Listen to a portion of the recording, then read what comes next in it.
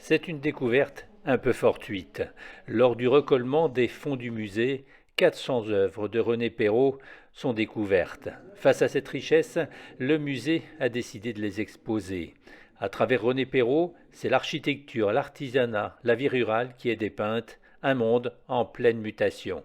Il va se mettre donc à vouloir croquer cette vie, en fait, cette architecture au plus près, voilà, de ce qu'il connaît. Et puis ensuite, il va aller sur d'autres terrains qu'il ne connaît pas du tout, les Pyrénées-Orientales, où là, il va découvrir des processions religieuses, la corrida, voire même ces femmes qui retissent à chaque fois ces filets de ces pêcheurs. Et donc, il va à nouveau croquer ce monde avec le regard qui est le sien, à la fois d'artiste, mais d'artistes qui essayent de traduire une réalité de modes de vie qui sont en train d'évoluer.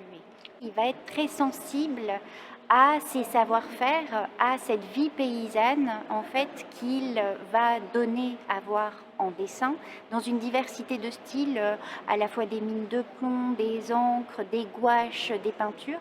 Et tout ça va innerver tout son travail artistique bien après la Seconde Guerre mondiale, mais avec un marqueur assez intéressant dans son œuvre d'artiste, c'est qu'à la fin des années 50, donc après-guerre, il va faire disparaître véritablement la figure humaine, comme si homme sensible, pacifiste, déçu peut-être de la violence de cette Seconde Guerre mondiale qu'il subit tout autant que la société dans laquelle il vit, il va alors essayer de traiter plus spécifiquement toute cette nature à la fois végétale, animale, minérale, et tout ça aussi au cœur de ce renouveau de la tapisserie auquel il participera en tant que peintre cartonnier, et là aussi avec un caractère prolifique.